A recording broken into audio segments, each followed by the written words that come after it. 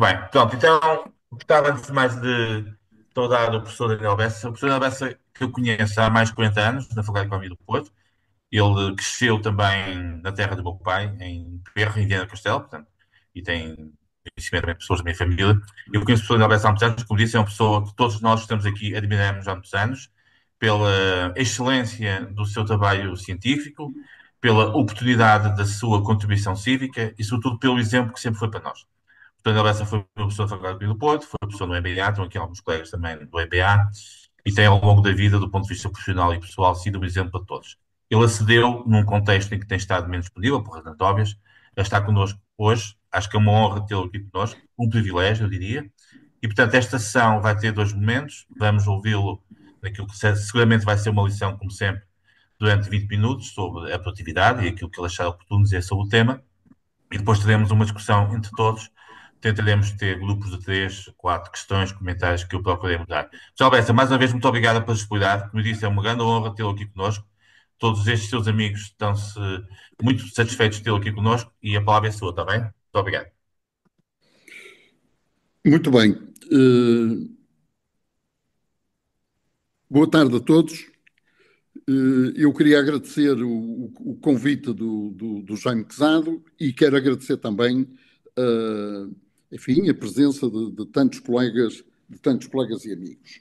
Como o Jaime Quezado disse, eu tenho procurado sair da circulação. Praticamente a única coisa em que me mantenho ativo, e logo se verá até quando, é no Expresso, porque eu ouvi uma vez um pianista que não vale a pena andar a fazer mal o que já fizemos bem. E, portanto, eu tenho consciência de que já passei por muitas situações destas. Se não fiz bem, fiz o melhor possível. Mas os anos passam, as qualidades vão-se perdendo e é isso que me tem levado a sair de cena. Toda a gente vê, não, não há nada a esconder, também ninguém ignora. Mas realmente, já disse tantas vezes que não ao Jaime Quezado, que desta vez, quando ele me apareceu e disse: mas fica em casa, faz isto através do computador, vai ter uma série de amigos na frente, eu não fui capaz de dizer que não. E, portanto, aqui estamos para uma breve conversa sobre produtividade e depois logo veremos o que é que os meus colegas e amigos têm a dizer. Eu vou ater-me a coisas muito básicas. Aliás, perdoem aqui a pequena brincadeira, os meus detratores, os mais simpáticos dos meus detratores, costumam dizer que eu afirmo as coisas mais banais deste mundo, que toda a gente sabe, como se fossem, digamos, a quinta essência do conhecimento. Portanto, este tipo diz como se fosse a coisa mais importante do mundo, aquilo que toda a gente está farto de saber e tal. E é verdade. Portanto, é como eu dizia, eu não posso estar mais de acordo com esta apreciação. A única justificação que encontro para isso é que, embora as coisas sejam as mais banais e toda a gente sabe, às vezes as pessoas parece que se esquecem e talvez não faça mal nenhum recordar. E, portanto, aqui estamos neste registro de ir ao básico, ao mais básico que a coisa pode ter. Quando ouvi falar nisso, esportividade, pela primeira vez, deve ter sido lá nos bancos da FEP no primeiro ano, antes disso não me lembro de alguém me ter falado nisto. A coisa era muito micro, muito concreta. O grau máximo de abstração que podia atingir era qualquer coisa como unidades de produto por unidade de fator. E, e para não ser logo, não se falar logo em hora de trabalho ou em hectare de terra, e portanto ia assim um pouquinho, ligeiramente mais abstrato, unidades de produto por unidade de fator. Era físico de um lado e do outro. Era físico de um lado e do outro. E foi imediatamente chamado a atenção para que este rácio, este quociente físico, tem um inverso aritmético, que é as unidades de fator por unidade de produto, portanto, o inverso. o inverso, que é o custo. E, portanto, aqui uma primeira chamada de atenção para que esta coisa da produtividade impacta de imediato em custos e se para a produtividade podemos não estar tão atentos, para os custos não há ninguém que num contexto de concorrência ou de um mínimo de concorrência não tenha que estar atento. Portanto, como eu dizia, unidades de produto por unidade de fator, físico de um lado e do outro, aplicações, digamos, ao trabalho e à terra. Portanto, eram as aplicações mais comuns. Toneladas de morango ou de tomate por hectare de terra, ou metros processados de qualquer peça de vestuário por hora de trabalho, coisas do género. Isto, digamos assim, dava uma ideia de eficiência, criava aqui um termo de comparação, sugeria algum tipo de escolha. Portanto, era natural que quem tem que recrutar, seja trabalho, seja terra, seja o que seja, esteja atento a esta, digamos assim, a este desempenho, a esta eficiência e atrair os mais procure atrair os mais eficientes, começando a ter impactos muito cedo, do ponto de vista lógico e mental, em coisas como remunerações. E, portanto, é natural que o trabalho mais eficiente e a terra mais eficiente rapidamente caminhassem para remunerações mais elevadas e para rendas mais elevadas ou preços da terra mais elevados. E, portanto, digamos, a coisa impactava rapidamente, pelo menos do ponto de vista mental, é como eu digo, mas imagino que do ponto de vista do processo concreto não fosse muito diferente, a coisa impactava em remunerações. E, portanto, estabelecemos aqui aquela que vai ser a questão fundamental com que eu vou acabar esta conversa, que é a da importância da produtividade para as remunerações, para o nível de vida. Há muitas manifestações desta abordagem. Dei comigo a pensar, antes desta conversa, que os futebolistas, sobretudo os que se jogam na frente, são avaliados pelos golos por jogo ou pelas assistências por jogo e depois ganham valores de mercado que muitas vezes refletem esses desempenhos e, portanto, está dito uma coisa física do princípio ao fim, seja no produto, seja nos fatores. Mas, evidentemente, que se eu quiser começar a alargar o termo de comparação, tenho que começar a monetizar. Tenho que começar a monetizar porque, digamos assim, medir isto em termos físicos de um lado e do outro, sobretudo do lado do produto, tem pernas muito curtas e, portanto, para eu poder comparar com um âmbito mais largo, eu tenho que começar a monetizar o produto, a monetizar o fator e até, no limite, a monetizar dos dois lados, embora eu tenha alguma dificuldade em chegar a uma produtividade monetizada dos dois lados, ou seja, euros de produto por euro gasto em fator ou qualquer coisa do género, ou um custo do tipo euros de fator por euro de produto. Enfim, monetizado dos dois lados, eu tenho alguma dificuldade, mas monetizado pelo menos um dos lados parece-me óbvio e até indispensável para poder estabelecer algum tipo de comparação. Se avançarmos um pouco mais e se quisermos, digamos assim, enfim, aumentar sobretudo a escala da análise, aproximando-me de níveis um pouco mais macro,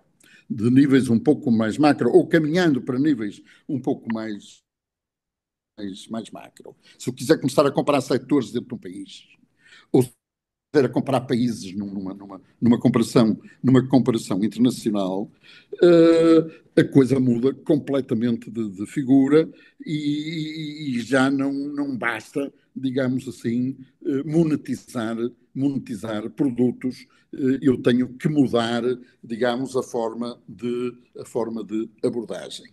E caio naquela que é, para mim, a definição de produtividade em que me fixei e acho que assim ficarei para o resto da vida. Porque, em termos o mais comparáveis possível, produzir é acrescentar valor. É, é, é isso que nos ensinaram. E é isso que há de comum em todos os processos produtivos.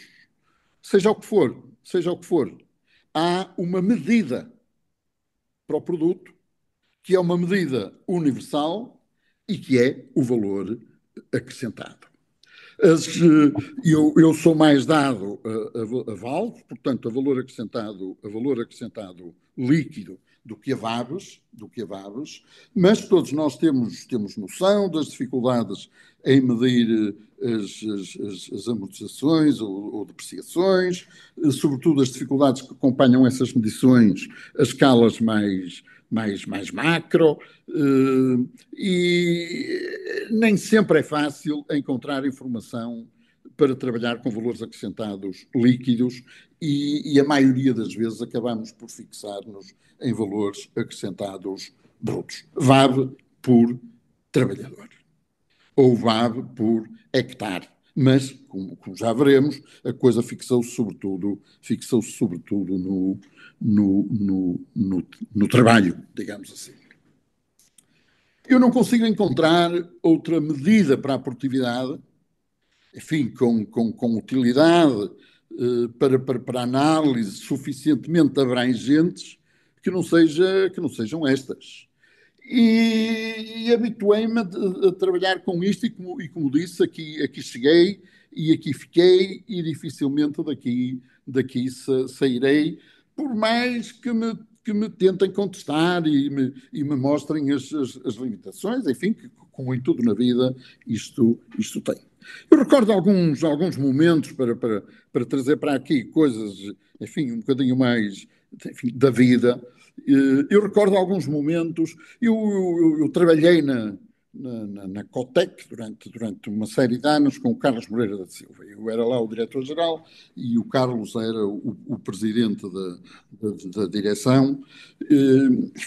Eu acho que nenhum de nós discordará de que é um dos maiores empresários.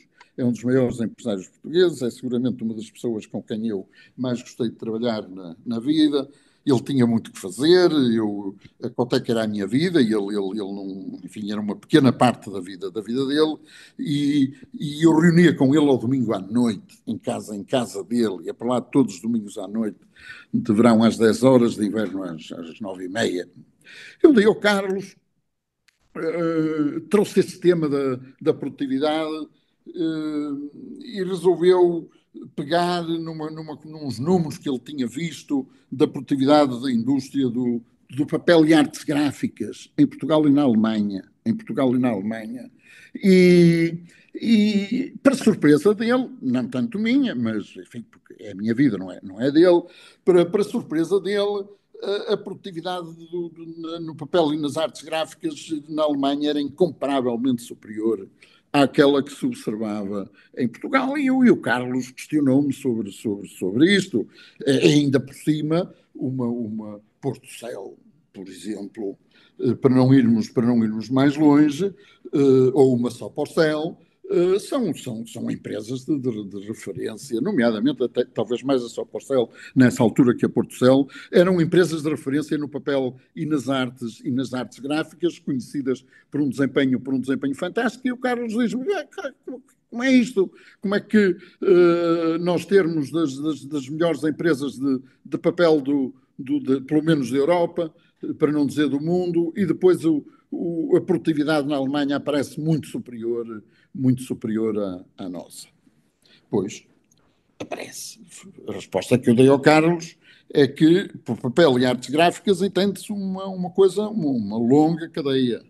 muito longa, com empresas muito diferentes, umas mais na fase inicial da cadeia de valor, outras na fase final da cadeia de valor. Se calhar a Portocel e a Soporcel são o que há de mais avançado na cadeia de valor desta indústria em Portugal. Eu bem sei que há umas gráficas, mas enfim, a nossa cadeia de valor no papel e nas artes gráficas é muito mais curta que a cadeia de valor alemã nesse tipo de produtos, portanto, avançando depois para produtos muito mais complexos, muito mais sofisticados, com outros valores de mercado. E, portanto, a Portocel e a Soporcel podiam ser das empresas mais produtivas do mundo, enfim, que comparam com elas, digamos, que executam os mesmos processos, mas o papel e as artes gráficas em Portugal eram uma coisa com muito valor acrescentado do que o papel e as artes gráficas na Alemanha.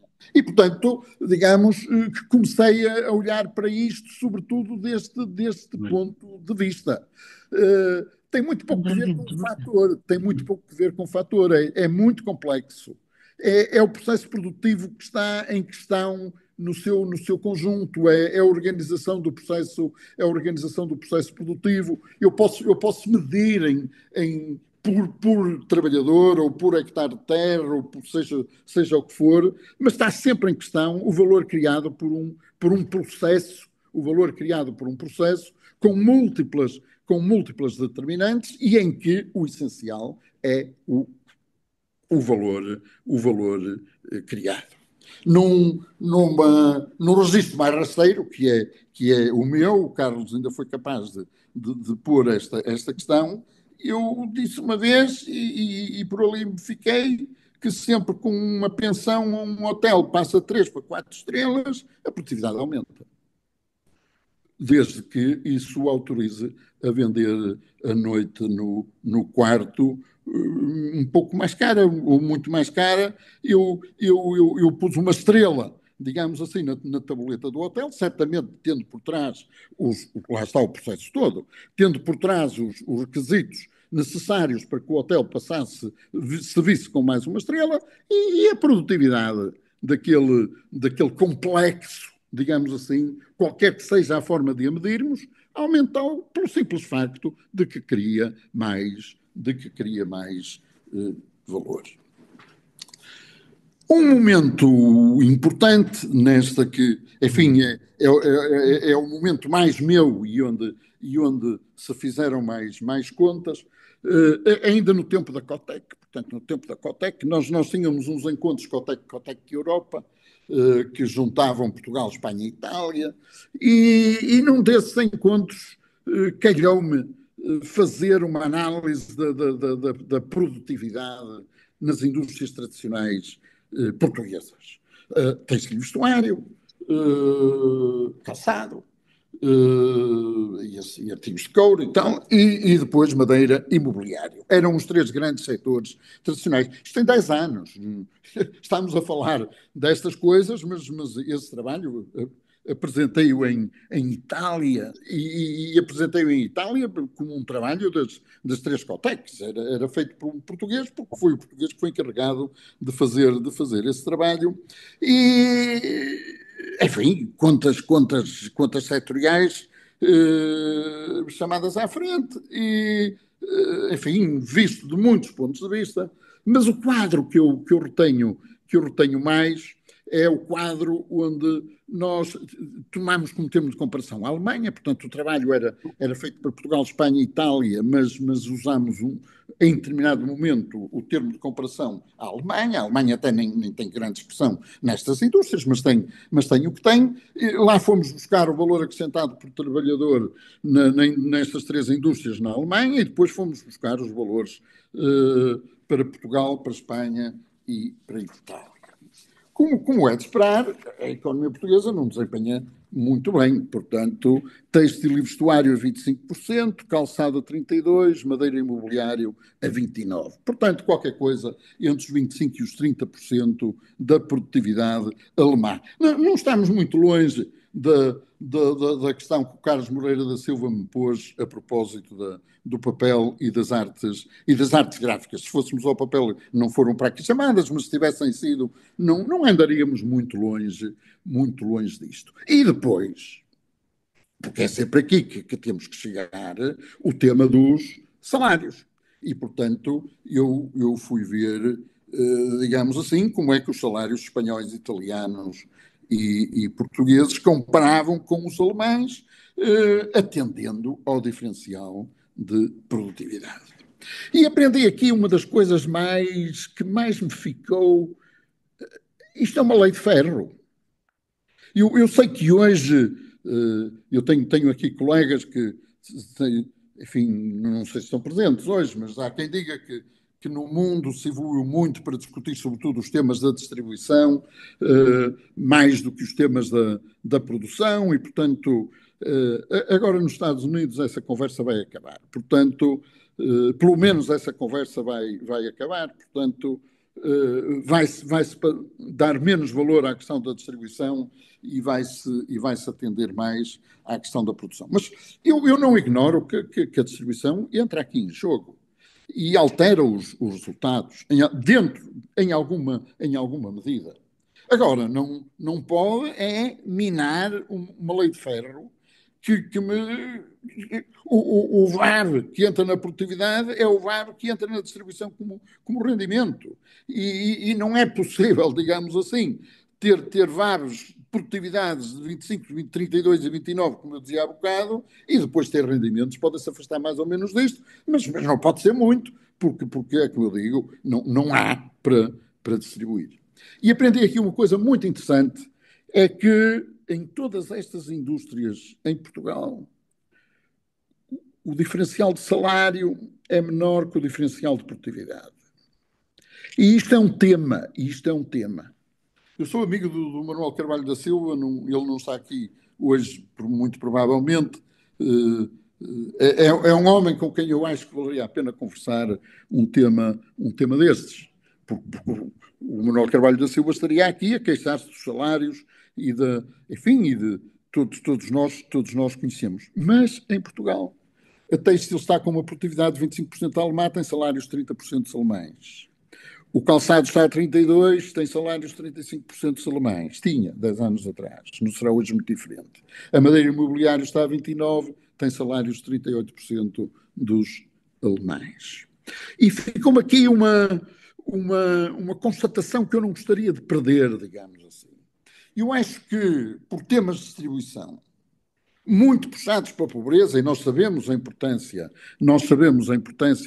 da pobreza enfim, e todos os desafios e problemas que isso traz, os países mais pobres corrigem frequentemente, sobretudo nestes setores mais, não estou a falar de economias africanas, mais débeis do ponto de vista institucional, mas do ponto de vista destas economias aqui mais próximas, onde há sindicalização, onde há opinião pública, onde há uma atenção e muita política concentrada sobre estas coisas, muito provavelmente os salários determinam a produtividade determina os salários, mas esta tende a corrigi-los, os salários tendem a ser corrigidos pela política ligeiramente para cima do que seria consentido pela produtividade.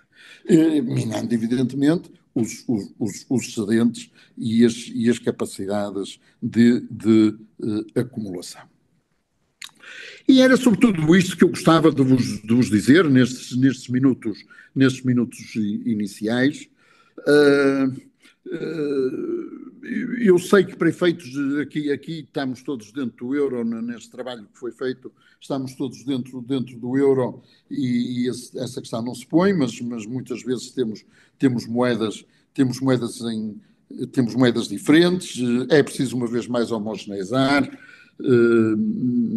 Eu habituei-me a homogeneizar com taxas de câmbio nominais e, portanto, reduzo tudo a dólares ou tudo a euros ou o que seja, por câmbios nominais e avançamos com as contas. Eu não sei se está aqui o Carlos Tavares.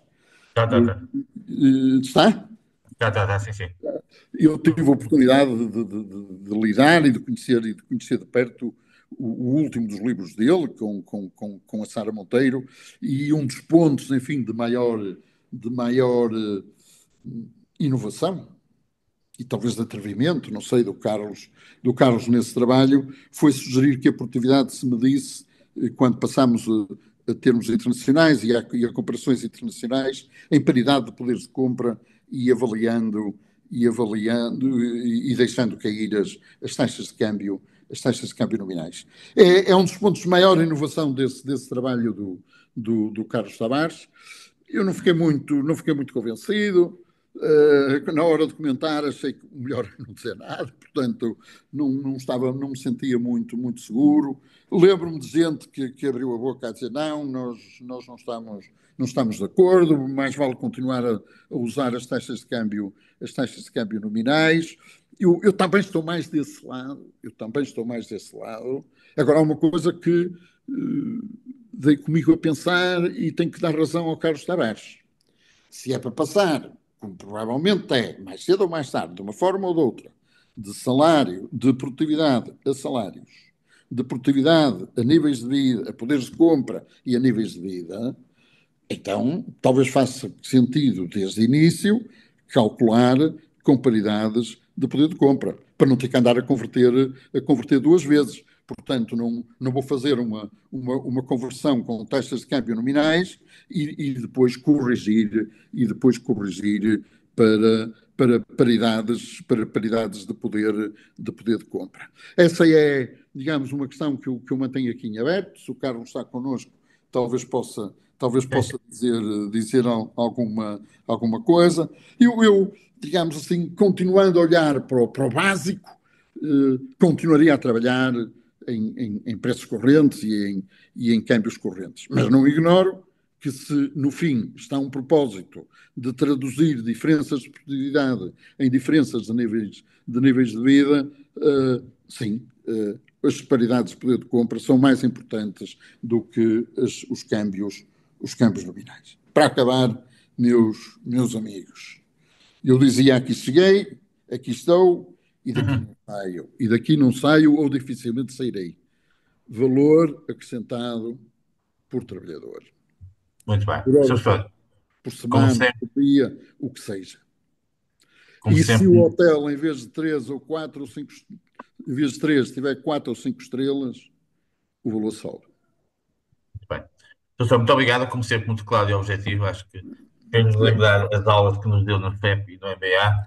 E eu, se pois, calhar, era tentado passar já ao Castro Tavares, já que foi, de certa forma, suscitada aqui a sua intervenção, e depois temos mais outras pessoas para falar. Castro Tavares, quer fazer um pequeno comentário ao professor Daniel Bessa? Faço com todo o gosto olá, Carlos, estás bom? ao meu grande mestre, que muito prezo e com quem muito aprendi na faculdade e depois da faculdade. E, primeiro, eu concordo praticamente com tudo o que o Daniel disse, como era de esperar, não é? Eh, Sem dúvida, a produtividade é valor acrescentado e, portanto, um dos problemas que nós temos na produtividade é que as indústrias portuguesas não conseguem reter uma parte substancial do valor acrescentado que produzem. Portanto, fica quando estive no Ministério, fizemos umas contas em relação ao setor têxtil, o setor têxtil e calçado também, mas sobre o texto retinha, salvo erro, 30% do valor que produzia. Portanto, depois o resto ficava nos canais de distribuição, das marcas e por aí fora. E, portanto, isso não tenho qualquer dúvida sobre isso. Não tenho dúvidas também de que o salário médio, o salário a produtividade e o salário têm que andar a par ou tanto quanto possível. É verdade aquilo que o Daniel disse, eu outro dia também constatei isso, que o gap, o diferencial dos salários médios é ligeiramente inferior ao gap da produtividade para a maior parte dos países, dos países europeus. E isso põe um problema, quer dizer, se não for a diferença muito grande, consegue-se absorver. Mas faz-me muita confusão a discussão atual em que se diz que é preciso subir o salário, e então acho muita graça aquela que diz que, aquelas correntes que dizem não basta subir o salário mínimo, que é preciso só subir o salário médio. Como se subindo o salário mínimo não se subisse automaticamente o Claro. médio. Questão aritmética, de aritmética pura, não é? Mas de qualquer maneira, eu acho que é um raciocínio e é uma tendência perigosa esse desligar ou acreditar, que agora, mas isso é uma questão de fé apenas, que subindo os salários, que as empresas que se ajustam de tal modo que passam a ser mais produtivas e, portanto, depois absorvem o aumento de salários com uma produtividade maior. Isso é uma questão de fé que não é assim, ou não tem sido assim. Nós temos, às vezes falta alguma memória do passado, todos nós conhecemos o típico o que se passava nos setores transacionáveis, sobretudo quando tínhamos taxa de câmbio e quando as empresas perdiam competitividade pela subida dos custos internos mais do que o valor da sua produção. E eu fiz Uhum. muitos trabalhos, eu e o Carlos Costa, que penso que está presente. Sim, sim, também, também. Ainda outro Já dia darei mais tarde a palavra. Sim. Ainda outro dia revisitei um trabalho notável que passa em modéstia, mas a maior parte do mérito é do Carlos Costa, que fizemos no BPA sobre precisamente a competitividade das nossas exportações e o papel da taxa de câmbio nessa competitividade. Eh, e portanto, as empresas de facto, quando são confrontadas com reduções de margens por subida de custos, vão ajustando as margens até ao momento em que conseguem manter-se no mercado com margens mais baixas. A partir de certo momento, saem do mercado e isso depois reflete-se nas exportações, como ainda hoje se vai refletir se enverdarmos por esta via. Portanto, tudo o que o Daniel disse, Muito bem. só um bocadinho que eu tenho que falar sobre esta última parte. Sim, sim, sim, naturalmente. Força. Sobre a parte da questão É que eu, entretanto converti-me à teoria do Daniel. Uhum. Eu no livro sobre o Daniel estava representado, eu tenho as duas medidas. Tenho em valor nominal e tenho em paridade de poderes de compra. E ambas podem ser válidas, mas não para a mesma coisa. Ou seja, eh, quando falamos de setores transacionáveis, eu acho que a medida correta é valores nominais, portanto, corrigidos pela taxa de câmbio. Portanto, portanto, valor nominal, valor acrescentado nominal por empregado. A propósito, eu lembrei-me, há bocado tinha Porque estado é o que conta para a formação do preço. certo, exatamente. Hum, a medida em paridade de poderes de compra pode ser relevante quando estamos a falar de setores não transacionados, Pois, porque aí sim, não há, sim, aí não há confronto sim, dos preços sim. internacionais, Sim, mas dos preços. sim, não há esse problema de qualquer maneira, se pensarmos em nível de vida, é mais Exatamente. relevante. Mas para os setores transacionáveis não tenho dúvidas que é Sim, assim, não serve de grande coisa. é assim que se deve medir e é isso que Então, deve ser. olha, não sabia que nos íamos pôr de acordo hoje. Pá, estamos, Muito bem. eu recordo-me, a propósito desta questão dos salários, estava-me a lembrar há bocadinho, o Daniel provavelmente já não se lembra, quando fui aluno pela segunda vez do Daniel no quinto ano, eh, fiz um trabalho aplicado onde usava como medida de produtividade paralelamente ao valor acrescentado por trabalhador, o valor acrescentado por unidade de salário. Ah, Porque, aliás é outra face da moeda que estamos aqui a falar e da necessidade dos salários acompanharem a produtividade. E vem no livrinho que o Daniel teve a amabilidade de citar, eu recuperei esse indicador e é muito interessante ver que há diferenças brutais de produtividade quando falamos em valor acrescentado por trabalhador, em valores nominais,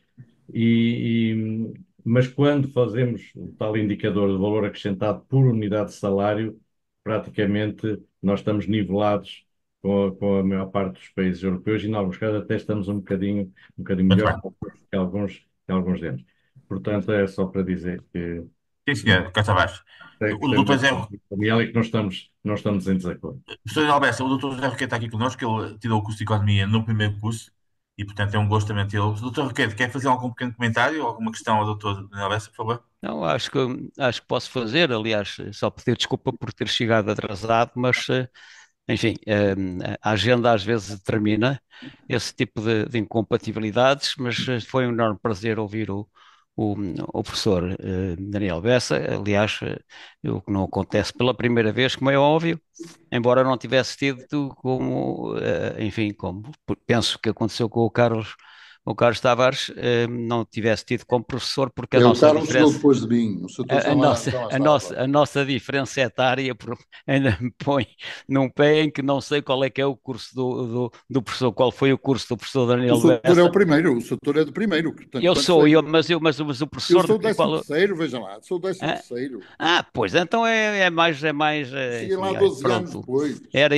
Mas isso era só mais, nada mais que um cumprimento. Eu permitia-me, se assim o entender, chamar a atenção, porque aquilo que foi dito do ponto de vista, digamos, do, do tratamento a nível da economia, da questão da produtividade, parece-me que aí, indiscutivelmente, que a questão está suficientemente tratada e debatida. A correlação da, da, da produtividade com o valor acrescentado e com as margens brutas, nós todos sentimos em Portugal que isso que é realmente uma desvantagem competitiva importante. Mas eu gostava de chamar a atenção para alguns pontos mais macro, digamos, mais globais, e muito rapidamente.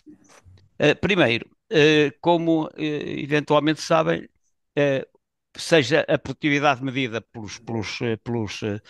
usando digamos, as métricas que se entendem, a nossa produtividade aqui em Portugal é substancialmente abaixo da produtividade europeia, em termos de média, se quiserem, e a produtividade europeia também é substancialmente abaixo da produtividade americana dos Estados Unidos, pelo menos. Em relação à China, é mais difícil fazer uma comparação porque não sabemos que tipo de critérios é que efetivamente podem ser aplicados por causa enfim, da básica desvalorização dos salários na China. Mas isto é uma realidade e isso determina muita coisa, muita capacidade concorrencial, muita dimensão até das empresas e dos grupos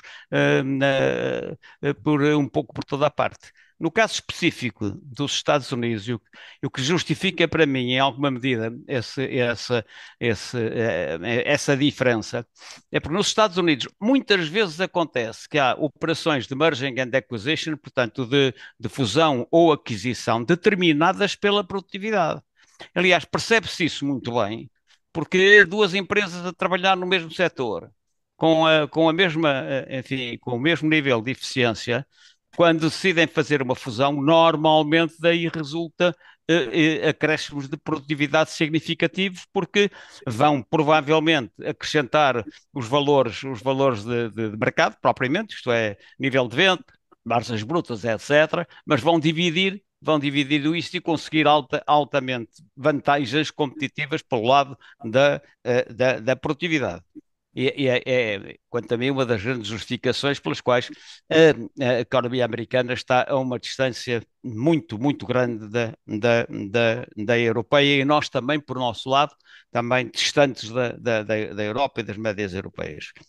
Um último ponto que me parece que é importante é chamar a atenção novamente para o facto de que as primeiras decisões que se tomam em termos de inteligência artificial são normalmente determinadas por razões de produtividade. Portanto, eu acho que a porta de entrada da inteligência artificial vai realmente ser através da produtividade de uma forma mais direta. Portanto, antes de se chegar enfim, a uma integração e a um alargamento cultural, enfim, caminhos que vemos todos com alguma preocupação. São as observações Muito bem. que eu gostaria de trazer e também ouvir o nosso querido professor Daniel Bessa sobre estas Muito questões. bem. Doutora Bessa, quer comentar Não, esta. o comentário que me ocorre mais imediato, uma das grandes determinantes das fusões é a redução de custos, sobretudo na área dos indiretos.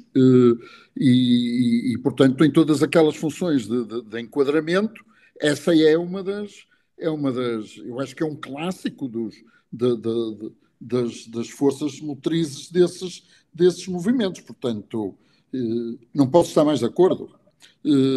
quando se assiste a processos dessa natureza, naquelas funções de topo, naquilo que também se pode chamar indiretos, indiretos do ponto de vista do processo produtivo, há poupanças muitas vezes assinaláveis e, portanto, reduções de custos, é assim que costuma ser dito, ou, no simétrico, aumentos de produtividade consideráveis. Muito bem. Joaquim Oliveira Martins, como disse, é uma pessoa que durante muitos anos trabalhou na OCDE, é um estudioso deste tema. Quer fazer alguma questão ao professor Norberto? Algum comentário? Não precisa pôr questões. Um comentário, exatamente, é isso. Sim, claro. Naturalmente. Quando digo questão é comentário. Força, Joaquim. Sim, Obrigado, Jaime. Talvez uma questão e um comentário. O senhor, quando deu aquele exemplo da empresa de papel em portanto, em comparação sim. explica muito bem, efetivamente, a diferença entre as economias internas e externas, portanto, a uma empresa, não é? Em Portugal fala-se muito, por exemplo, de problemas de escala, das microempresas, da qualidade de gestão, que são essencialmente fatores internos às empresas, não é? Mas também há a questão, sei lá, do nível de concorrência, da boa ou não regulação, dos custos, dos famosos custos de contexto, dos problemas de contratação. Qual é a sua ideia sobre, digamos, o peso relativo destas duas coisas, os fatores internos e os fatores externos, na explicação do problema de produtividade em Portugal? E o comentário é que eu estou de acordo consigo que em Portugal não se tem dado suficientemente enfoque a esta questão da produtividade. Eu trabalho, como já me disse, eu trabalhei durante muitos anos no CDE, e no CDE tínhamos sempre aquele exemplo da Austrália, que tem uma comissão para a produtividade, que servia um bocadinho para testar, quer dizer, todo o tipo de políticas públicas era testado pela Comissão para a Produtividade, para, digamos, ter uma avaliação ex ante do impacto que teria uma certa política, uh, digamos, em termos de produtividade agregada. E isso teve um impacto muito forte em termos Eu vou fixar-me, já que o referiu, de novo na questão do papel e das artes gráficas. Eu nunca trabalhei na Portocel e nem na Soporcel, mas trabalhei na Selvi durante muitos anos e, enfim, pude viver um pouquinho alguns destes temas por dentro. Eu penso que há ganhos que uma empresa pode conseguir dentro, por si. Se uma coisa é fazer papel de cartão, outra coisa é fazer papel de escrita, outra coisa é fazer papel de impressão e por aí adiante, portanto, porque eu posso levar ao mercado papéis mais e mais sofisticados, com preços de mercado cada vez mais elevados. Eu penso que as empresas portuguesas são respeitadíssimas no papel de escrita. Eu penso que, enfim, não compara mal e estaremos no que há de melhor a nível mundial. Mas não acaba aí. Libertaram-se do cartão e dos sacos de papel, chegaram ao papel de escrita, mas há outros papéis que têm outras cotações de mercado, que criam outro valor, e aí se pode chegar por gestão empresarial. Aí se pode chegar por gestão empresarial. Agora, isso tem os seus limites e, digamos, quando se olha para um setor como o papel e as artes gráficas, por mais que inove, por mais que modernize, por mais que sofistique, uma Portocel ou uma Soporcel são o que são e têm limites, a menos que deixem de ser o que são e passem a ser outras empresas em outras áreas de negócio. E aí eu acho que não há nada a fazer. Portanto, a classe empresarial no seu todo pode puxar para diante, pode entrar em ramos que criem mais valor, e chegados aí, o tema do enquadramento, dos custos de contexto, enfim, tudo isso que nós conhecemos, facilita ou dificulta. Portanto, eu acho que as empresas, dentro de portas, por gestão própria, podem criar mais valor e podem, portanto, incrementar produtividade e contribuir para melhorar níveis de vida. Mas a partir de certa altura, excede a empresa e são precisas outras empresas com outros negócios que criem mais valor, que criem mais valor. E enfim, é o que eu me sinto capaz de responder. Eu tenho o maior respeito e a maior admiração pelo que é feito em muitas empresas portuguesas. Agora, há limites que elas não conseguem ultrapassar, a menos que mudem radicalmente. A menos que mudem radicalmente, passem a ser outras, no limite, noutros ramos de negócio. Muito bem. Ajusante nas cadeias de valor. Vamos tentar ter agora aqui uma senhora. Ana Paula Reis tem andado muito envolvida em processos de estudo de empresas, aquisições, startups. Ana Paula, quer fazer também um pequeno comentário ao professor Daniel Bessa? Uma coisa breve? Olá, boa tarde a todos. Eu cheguei um bocadinho tarde, peço desculpa, mas foi o que consegui. Eu só tenho um comentário muito breve e tenciono ver esta sessão desde o início com muito interesse. A minha questão é que me parece que a maioria das vezes nas discussões, não neste caso, mas nas discussões, eu diria, mais públicas, se coloca a ênfase no local errado. A questão dos salários parece-me a mim que é um resultado e não o centro último da questão, a preocupação na criação de riqueza, na criação de valor acrescentado, no crescimento, na criação de produtos que efetivamente conseguem ter uma componente de valor e de distinção, têm sido as áreas àquelas que me tenho dedicado, nas áreas onde as minhas empresas têm situado, porque me parece a mim que tudo começa aí. Poderemos ter melhores salários se efetivamente nos esforçarmos, porque temos empresas que muitas vezes são efetivamente diferentes daquilo que começámos por pensar, e aí as startups, quando nós pensamos que criam e que trazem novas ideias, o âmago da questão, aquilo que as faz realmente ter sucesso, a maioria das vezes, é porque conseguem, têm a capacidade de detectar uma oportunidade de ter uma boa ideia, mas também têm a humildade e a capacidade de perceber que essa ideia inicial não pode ser uma âncora única e que têm de se mudar e acompanhar as tendências e as necessidades do mercado e, portanto, transformar-se e ser diferentes para conseguir, de facto, responder e trazer produtos com mais valor. Para mim, este é o início e é onde me parece que muitas vezes, do meu ponto de vista, infelizmente, nos esquecemos de pôr a tónica principal. E muito obrigada por esta oportunidade. Não sei se quer fazer algum comentário, professor. Está Não, claro. não Muito bem. não O posso professor estar mais de acordo. falou no papel e temos aqui o nosso amigo Jorge Amino, que foi presidente da Portucel. Jorge, quer fazer um pequeno comentário ou alguma nota sobre o que disse o professor Daniel Bessa? É um gosto também tê-lo aqui. Jorge, não sei se está a ouvir, nós estamos a vê-lo, mas. Não, estava sem som. Muito bem. Olá, Bem, Jorge. Olá, Jorge. em primeiro lugar, é uma enorme satisfação. Fui-me meter na tua vida. Uma enorme satisfação estar a ouvir estes colegas, para que nem sempre agora nos conseguimos encontrar com frequência. Não, apenas um ligeiro comentário.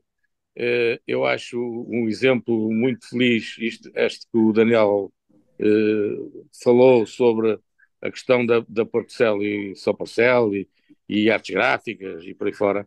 E eu só me resta dizer que atribuo uma importância fundamental à inovação e à diferenciação. Nós só podemos aumentar o valor para se conseguirmos efetivamente repercutir sobre o preço aquilo que são as melhorias que temos apresentado. Um bom exemplo é efetivamente o papel que hoje até dá nome à empresa, que é o Navigator. Portanto, isto permite uma diferenciação de tal ordem ao nível da qualidade, que permite que realmente a Portucel tenha vindo a atingir uma performance com grande possibilidade de continuar a fazê-lo. Quer dizer, portanto, acho que devíamos seguir um bocadinho este exemplo. Parece-me que, de facto, o segredo está, às vezes, não tanto na forma como se produz, e eu tenho exemplos disso de outras empresas onde também vou estando envolvido, mas também na capacidade de levar ao mercado, não é? Eu lembro, por exemplo, do Sr. Américo Amorim dizer que um dia havíamos de vender rolhas à unidade e não ao milheiro.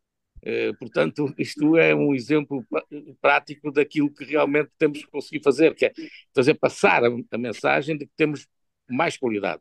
Somos capazes de corresponder com, portanto, repercutindo aquilo que é uma natural que vai acontecendo e desejável, que é o aumento até dos próprios custos, portanto, mas temos é que os repercutir. E é só isto, quanto ao resto, pá, eu já não sou propriamente um especialista em macroeconomia, portanto, tive a sorte de estar num curso que na altura era misto, mas eu virei mais para a área da gestão, mas aprendo sempre para ouvir pessoas como muitos dos que estão aqui presentes, nomeadamente, obviamente, o Daniel Bessa, que é uma pessoa importante nesta matéria.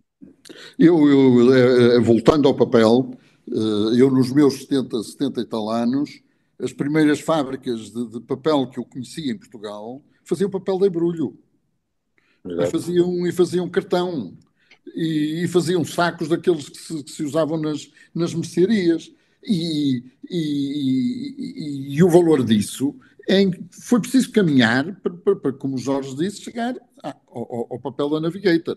Mas não acaba aí, há outros papéis. Claro. Há outros papéis que o mercado ainda valoriza mais. Não sei se uma empresa como a Portocel pode chegar lá, talvez possa, por si, e a partir de certo momento são outras indústrias. Porque entramos na edição, por exemplo, e noutras coisas que uma empresa que processa eucalipto não vai agora transformar-se numa editora para criar mais valor. Pode fazer papel mais e mais sofisticado, com mais e com mais valor, mas tem um limite.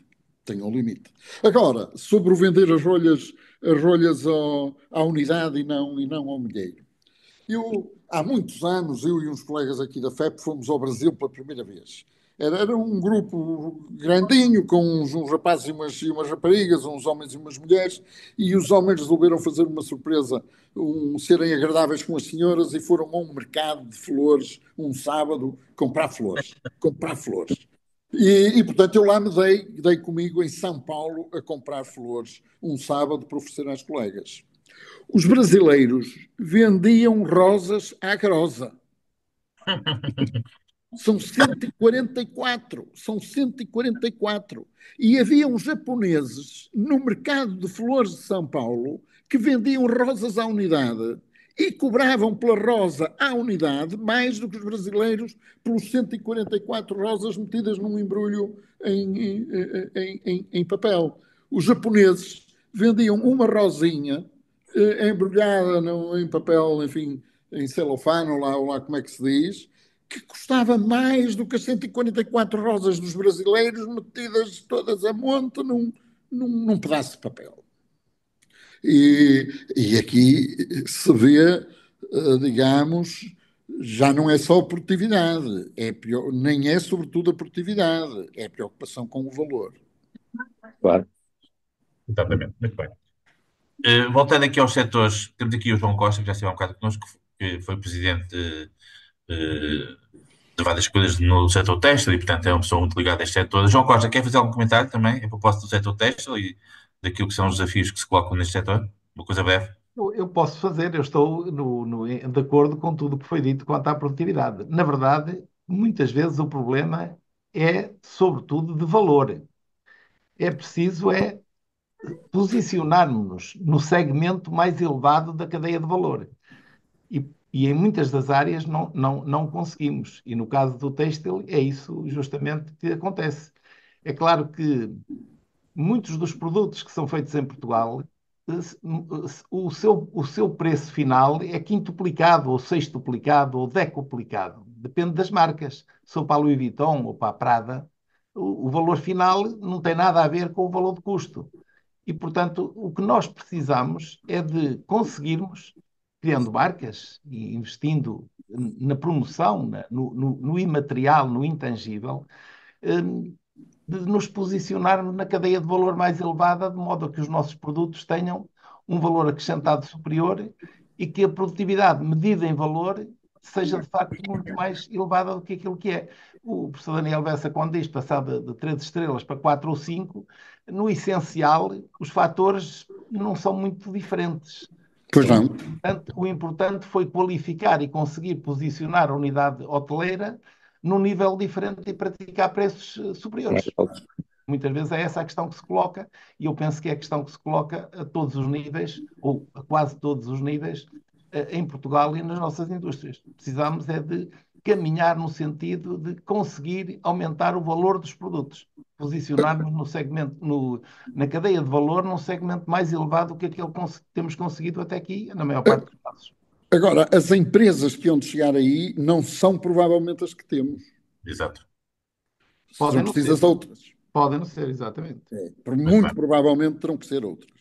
Porque E é preciso admitir determinado tipo de investimentos que não é ainda muito bem visto no nosso país.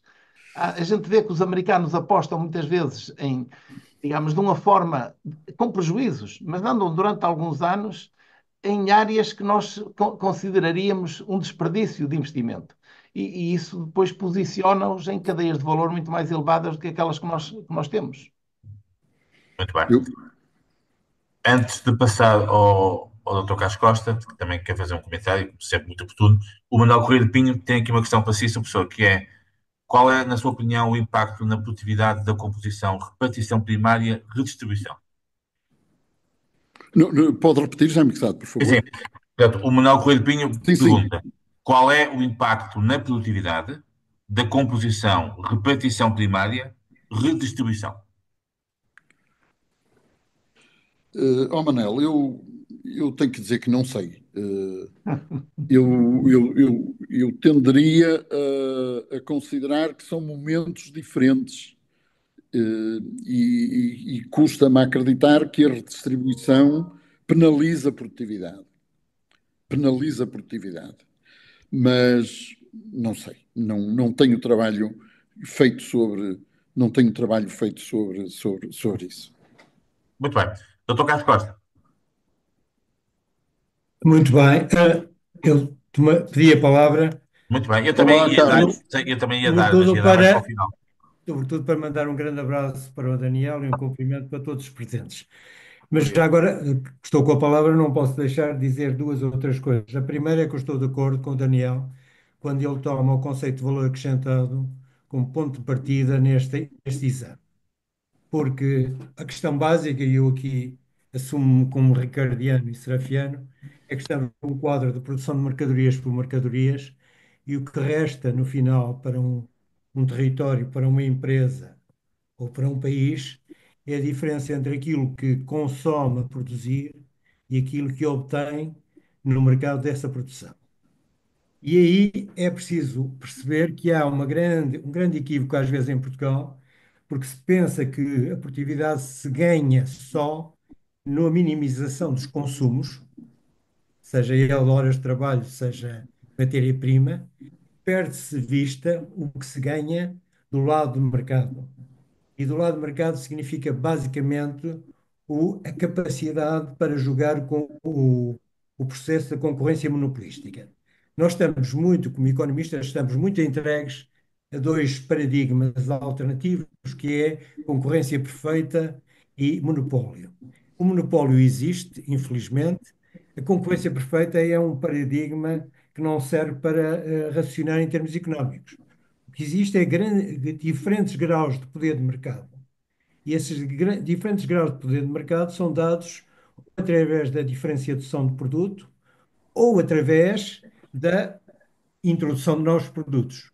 Coloca aqui uma questão básica que é de saber se o país tem capacidade para trabalhar o mercado de um ponto de vista de concorrência monopolística. Esta é a primeira questão. Depois, a segunda questão que se coloca, e isso é importante perceber, é que um país está permanentemente num desafio, que é o desafio de validar as suas condições de produção, significa vender com os salários que pratica, e o desafio de melhorar os salários que pratica através da possibilidade de vender melhor e mais caro.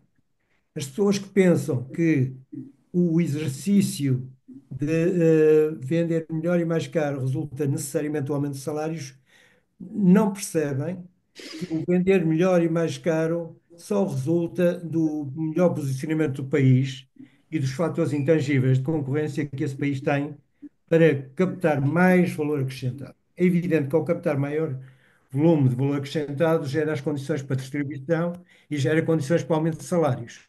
E por isso, e isto é importante dizer, porque em Portugal a discussão, e o Daniel foi muito claro sobre isso, tende a ser invertida. Pensa-se que se começa pelas condições de produção e depois determina-se as condições de venda, quando as questões colocam exatamente ao contrário. Exatamente. Começa-se nas condições de venda e depois determina-se as condições de distribuição. E aí eu voltaria só a um ponto final para acabar, porque isto era muito mais vasto, é que este é um exercício que se passa em três planos. Passa-se no plano da empresa, que tem naturalmente que assegurar que tem um, um crescente poder de mercado. Segundo, passa-se no plano do setor, porque há fatores eu diria, de articulação de setor que importam aqui e passa-se no plano nacional. E os fatores que se passam no plano nacional têm a ver basicamente com as condições gerais de inovação, com as condições gerais de funcionamento da economia, condicionam muito as questões que se colocam ao nível da empresa.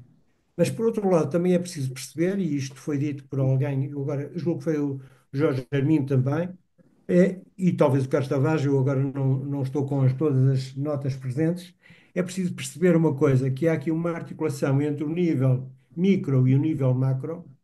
O nível micro depende muito das condições que lhe são fornecidas pelo nível macro, começando nas condições de capital humano, passando pelas condições de infraestruturas, passando depois pelos bens públicos gerais, desde a justiça à administração da justiça até à tributação, mas o nível micro só aproveita destas condições gerais se tem condições para as converter em concorrência monopolística ou em diferenciação de produto. E é aqui que entra uma questão vital, que é a dimensão das unidades empresariais, a qualidade da gestão, a qualidade de reorganização, revisão de processos e, naturalmente, isto implica escala. A escala não é necessária porque se quer vender mais em quantidade, a escala é necessária porque se quer vender melhor, e para vender melhor eu tenho que ter um departamento de inovação, tenho que ter um departamento de investigação para absorver conhecimento, tenho que ter um departamento de marketing, para além de todas as outras dimensões que têm a ver com a dimensão crítica associada a uma tecnologia. E este aspecto, que eu acho que é crítico em Portugal, nós não percebemos que as empresas portuguesas têm a sua capacidade de gerar poder de mercado dependente das autoridades públicas e de quem gera a política económica, mas, por outro lado, quem gera a política económica está dependente do nível micro. E, por exemplo, e agora vou aqui a um ponto que é essencial, nós tivemos um grande salto em termos educativos, mas não tivemos um grande salto em termos de organizações empresariais para absorver os recursos humanos que ficaram disponíveis. Porquê? Porque eu não posso ter recursos humanos diferenciados numa organização pequena, porque ela não tem capacidade para suportar a diferenciação. Naturalmente que numa organização pequena não há lugar para uma administração profissional, não há lugar para uma diferenciação de papéis, não há lugar para uma abordagem do mercado mais fina, e este é o ponto essencial. As autoridades públicas têm de fornecer bens públicos que sejam capazes de promover a diferenciação das empresas, mas o contexto em que as empresas trabalham tem que as levar a tirar partido dessas oportunidades. E isso não é possível sem dimensão, sem escala, sem modelos de governação e essencialmente, sem capacidade para começar por ir ao mercado, buscar o valor acrescentado que é necessário para depois pagar os salários que são necessários para reter o talento ou as qualificações que hão de validar essa mesma capacidade de mercado. Portanto, eu não tenho nada a acrescentar, a não ser dizer que o Daniel fez muito bem em pôr a questão do valor acrescentado no centro da discussão, em vez de pôr a questão da produtividade em si, porque há sempre uma tendência a pensar que a produtividade é produzir unidades por, por hora de trabalho. Não é isso. diferentes unidades por hora de trabalho podem significar diferentes poderes de mercado. E os poderes de mercado também não são estáticos. O poder de mercado é um poder completamente volátil que depende do esforço de todos os outros para reforçar o seu próprio poder. E aí é uma questão central, é que o poder de mercado só se conserva, isto é, a concorrência monopolística é um jogo em que só se joga se está permanentemente atento ao que os outros estão a fazer e simultaneamente a reforçar a sua capacidade de entrar nesse jogo, que é um jogo de correlação de forças. Eu fico por aqui, havia muito mais coisas que eu Sim, gostaria sim. de comentar, porque o Dani- Daniel é uma fonte de inspiração, mas se conseguirmos pôr na cabeça das pessoas duas coisas, é que o valor acrescentado se cria a partir do mercado. Ele surge a partir do poder de mercado da empresa. E que o poder de mercado da empresa não é, não é qualquer coisa que nasça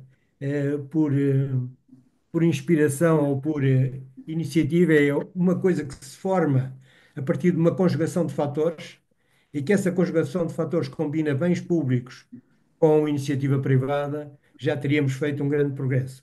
Mas como há uma tendência permanente para não perceber que o privado é essencial para valorizar a política pública e que a política pública é determinante do trabalho do privado, Bem, acabamos sempre por ficar em processo de estagnação. Obrigado. senhor. E Então, Bessa, quer fazer Oh, algum comentário aqui? Jaime Pesado, eu ia pegar aqui num ponto que foi abordado pelo Carlos Costa logo de início, já há Muito pouco bem. tinha pensado. Eu acho, em Portugal há uma tentação um bocado suicidária de começar pelo rendimento, convencendo que se forçarmos o rendimento acabaremos por forçar o valor.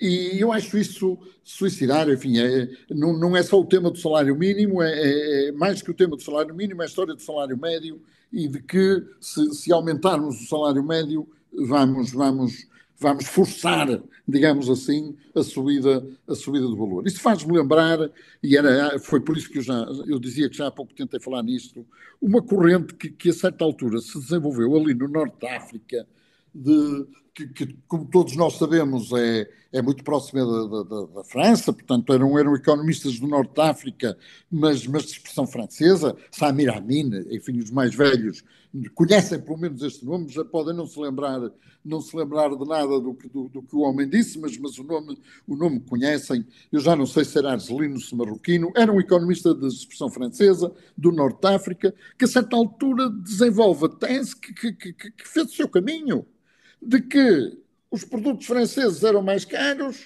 porque os trabalhadores franceses ganhavam mais. E o que os africanos tinham que fazer era caminhar no mesmo sentido.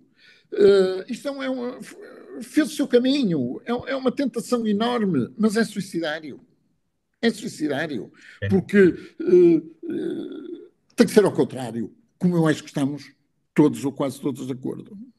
É preciso criar o valor e depois cá estamos para, para distribuir. Também é preciso acautelar isso, claro. Também é preciso acautelar isso. Porque no limite há situações que permitem criar valor e não distribuir coisa nenhuma. Mas são economias muito particulares, todos nós sabemos onde elas estão e como medram. Portanto, é preciso acautelar isso. Eu quero acreditar que o país tem condições que acautelariam isso. O caminho é esse e precisa de ser acautelado. O contrário é Daniel, se suicidário. me permites, Daniel, se me permites, concordando inteiramente contigo, gostaria de salientar o seguinte: o importante, depois, é ter o quadro institucional que permite que os impulsos resultantes do mercado Exato. se transformem em concorrência Em rendimento.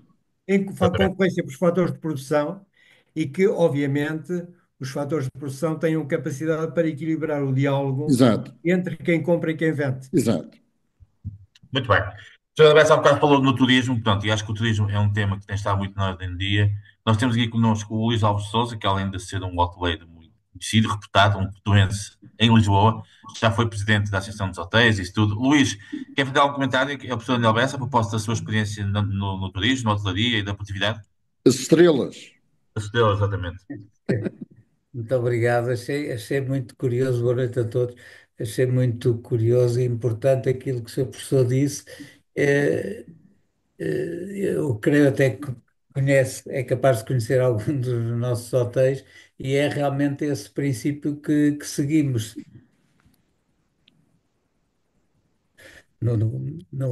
Tanto no Britânico como no Heritage e nos outros, é tentar, digamos, oferecer, dentro das 4 estrelas, que são todos os nossos hotéis, oferecer um bocadinho mais e uma diferença entre o que a concorrência oferece e nós, enfim, o serviço é fundamental, claro que em toda a hotelaria, mas depois há pequenos pormenores, pequenos detalhes, eh, se- sei lá, de uma oferta de um vinho do Porto, de uma oferta de outra coisa qualquer, quartos com decoração um bocadinho diferente, e isso é enfim,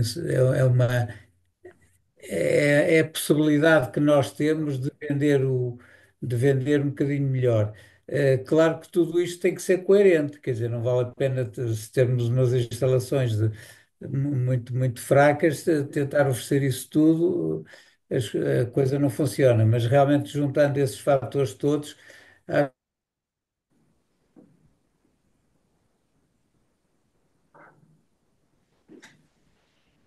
Bem, peço-me aqui Uma uma mensagem, interrupção. uma interrupção. Luís Alves, peço que tivemos aqui um pequeno problema de. Muito bem, enquanto ele não vem, eu não sei se nós temos aqui connosco também o Fernando Ferreira de Sousa, pronto, que é uma pessoa que também, além de ser sido professor da faculdade, já teve funções nestas áreas da economia. Quer fazer algum comentário em relação a isto tudo, Fernando Ferreira de Sousa? Está aqui connosco, é um gosto também. Não sei se está a ouvir. Ferreira de Sousa, não nos ouviu? Temos aqui um problema, possivelmente, de. Muito bem. Pronto, eu se calhar sou capaz de convidar agora, portanto, nós temos mais 5 ou 10 minutos. Tem mais 5 ou 10 minutos, não tem, professor? Mais Sim, 5 ou 10 sim, minutos. sim, Muito claro. bem. Nós temos aqui connosco a Filipa Fisch, que é uma pessoa que tem tido uma experiência muito grande na área da saúde e na área das tecnologias. Filipa, quer nos dar também uma pequena nota sobre a sua experiência nestes temas da produtividade e daquilo que acha que é isto? Algum comentário? Bom, em primeiro lugar, muito obrigada, Jaime, por proporcionar estes momentos e muito obrigada ao professor Daniel Bessa, pela intervenção e pelos ensinamentos que aqui nos traz também. No tema da saúde é sempre um desafio como é que, bom, por um lado, a proporção dos melhores cuidados de saúde e trazer a inovação de forma efetiva para dentro dos cuidados de saúde e como é que a inovação efetivamente não é só uma visão, mas que ela se materializa e que todos nós sentimos e que nos facilita um bocadinho do vale que o professor Daniel Bessa nos falava, não é? Como é que trazemos esse valor imediato para dentro da saúde e, por outro lado, na minha visão também, Portugal tem esta capacidade de poder ser uma montra de saúde na área do digital e do que se faz de bem de inovação. Nós temos muita capacidade de inovar, temos dos melhores recursos e o número de patentes que temos nestas áreas do MedTech, do Biotech, do Digital Health é realmente uma montra e um demonstrador disso.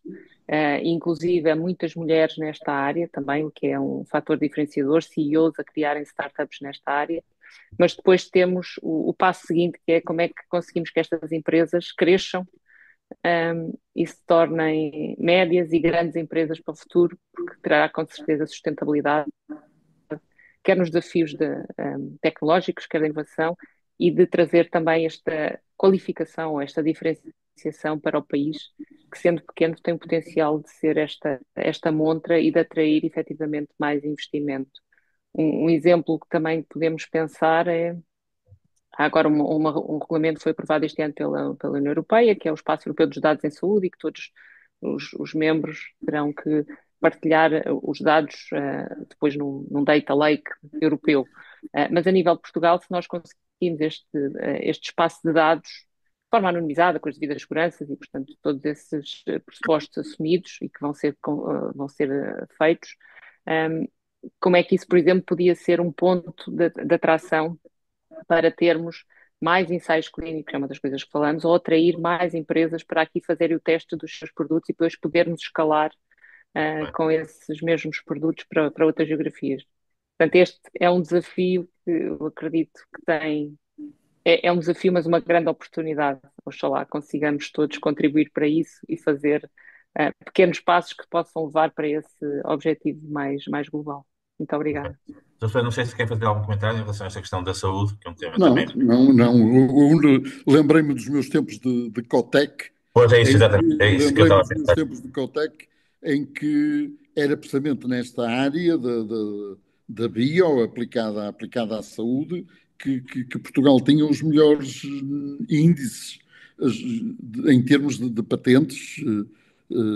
Enfim, nós tínhamos a nossa cota, digamos, média, uns setores acima, outros abaixo, e o que desempenhava melhor era o setor da saúde.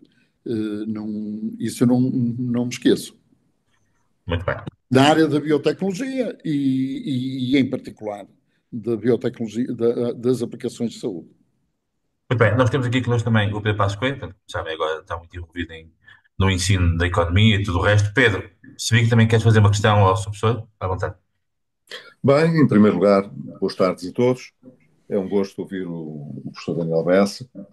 Boa tarde, Pedro Passos Coelho. Ora viva, como está? E também foi um gosto ouvir quer o Dr. Carlos Costa, quer o Dr. Carlos Tavares, e julgo que todos disseram coisas muito realistas, não é? E julgo também coisas com que estamos grandemente de acordo. Talvez não tenha sido feito um contexto particular para as experiências de internacionalização da economia portuguesa e de integração da economia portuguesa em espaços mais vastos, como foi em particular, em primeiro o caso da EFTA e depois o caso da Comunidade Económica Europeia, da União Europeia, mas todos estaremos de acordo que esses foram momentos que trouxeram um nível maior de competitividade e níveis mais elevados de produtividade também. Foram também tempos em que o investimento foi bastante mais intenso do que é nestes anos mais recentes e, portanto, em que a evolução da intensidade capitalística foi mais notória do que nos anos que se seguiram, quer aos primeiros anos da integração na Comunidade Económica Europeia, quer depois em termos de integração no euro. Há um país na Europa que se assemelha, evidentemente com as devidas diferenças de nível, não é? Mas que se assemelha bastante a nós nesta dificuldade de viver dentro do euro, que é a Itália. E a Itália cria muito mais valor do que a nossa economia, mas não deixa de perder competitividade dentro do euro. E este tema ocorreu-me a propósito das maneiras e das métricas de comparar a produtividade que o professor Daniel Bessa referia a propósito da criação de valor e, portanto, da utilização da taxa de câmbio. E neste caso, a taxa de câmbio real, portanto, o euro, o que interessa é a taxa de câmbio real, evidentemente as outras foram a outra foi à vida, a nominal foi à vida. O diagnóstico que aqui ouvi está feito há imenso tempo. E, na verdade, em 30 anos praticamente desta discussão e desta análise, de um lado mantém-se a mesma infantilidade, uma certa infantilidade do debate, que acha que o que é preciso é ter salários mais elevados para crescer em valor, é o tal pensamento do país do Norte da África, não é? Que é realmente absurdo. De um lado mantém-se uma certa infantilidade no debate público, não é? Mas do outro mantém-se a inconsequência. Quer dizer, levamos 30 anos de políticas públicas e na interação das políticas públicas com o mercado, nós não conseguimos alterar grandemente a tendência de fundo que é de perda de competitividade. E era esse comentário final que eu gostava de ouvir da parte do professor Daniel Bessa, não é? Quer dizer, nós sabemos que a criação de valor depende de múltiplos fatores, são muitos mesmo, desde a questão do financiamento, às questões que foram muito bem enfatizadas pelo Carlos Costa, que têm que ver com os bens públicos, a forma como o debate entre a esfera pública e privada se faz. Sabemos tudo isso. Sabemos que o investimento não basta que seja significativo, é preciso que tenha retorno e que, portanto, as empresas também possam ir mudando e que novas empresas possam vir tomar lugar, que elas possam ter outra escala, porque, como se disse muito bem, gerar valor também consome recursos, exige uma certa dimensão, e quando as coisas têm uma dimensão muito pequenina é muito difícil crescer muito em valor. Sabemos tudo isso, mas que acho, levamos 30 anos desta conversa e, portanto, por algum lado, a gente deveria começar. Se tivéssemos nos próximos anos, na próxima meia dúzia de anos, para não estar a falar no próximo ano, porque isso é curto demais, estas coisas demoram uns anos, não é? É evidente. Mas se nos próximos 6 anos, na próxima meia dúzia de anos, nós tivéssemos de pôr em prática um programa público que pudesse ajudar a inverter a ordem dos problemas, por onde é que deveríamos começar? O que é que ele devia conter? O que é que podemos, do passado, destes 30 anos que levamos destas conversas e das experiências falhadas de todos estes anos, porque se não tivessem falhado, nós não estaríamos como estamos, a repetir a mesma conversa, o que é que podemos fazer de diferente do que fizemos até hoje para que o resultado não seja o mesmo? Obrigado, Daniel Bessa. Pois eu gostava de terminar com uma palavra de otimismo Ora, aí está. Mas não vai ser o caso. Não vai ser o caso. E porquê? Vou aqui a termo uma questão de contexto. Eu, nos meus 76 anos de vida, só vi a economia portuguesa crescer a sério 2 vezes. Nos anos 60 do século passado, com a adesão à EFTA, e depois 85 a 95, e depois um bocado prolongado até 2000, com a adesão à União Europeia. E isto leva-me a dar a maior importância à questão da abertura.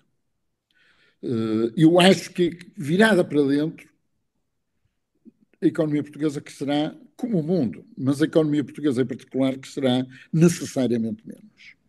E estas 2 situações de abertura significaram entrada de capital estrangeiro, nos 2 casos. No primeiro caso, inglês e nórdico, depois, no segundo caso, alemão e espanhol, e significaram um acesso muito alargado a mercados externos, apoiado ativamente pela política. Portanto, eu não posso esquecer o trabalho do MAICEP, por exemplo, nesta segunda fase de internacionalização. A primeira conheço, assisti mais de longe, enfim, não. E é desse ponto de vista que eu acho que estou preocupado. Portanto, eu estou muito curioso em ver o que está para vir, em verificar se confirmam ou não algumas expectativas que hoje não são as melhores em matéria de abertura. Não são as melhores em matéria de abertura. Eu não sei como. Em particular, eu acho que será crítica a ação do governo e das autoridades portuguesas nos mercados americanos, se é que temos alguma margem de manobra, se é que sobra alguma oportunidade para uma ação discricionária que vá para além da grande relação entre os Estados Unidos e a União Europeia, porque eu acho que se avizinham dias muito, muito difíceis. Espero que, pelo menos no interior da União Europeia, as coisas não recuem também, porque no mercado americano eu acho que tudo nos leva a pensar que poderá haver um recuo. Estou muito curioso em ver como disse, e quero acreditar que talvez seja possível fazer alguma coisa em matéria de política interna para cautelar algum espaço no mercado americano. E depois, no interior da União Europeia, não sei se as coisas também vão regredir, embora haja aí também mais notícias. Pensando só na política interna, o que é que tem que ser feito? Custos de contexto, apoio à dimensão. Pior do que a taxa de IRC é a derrama. A derrama é uma coisa inacreditável. Portanto, é um imposto progressivo sobre lucros. É uma coisa inacreditável. eu acabaria com isso, de uma vez só. Acho que é um sinal.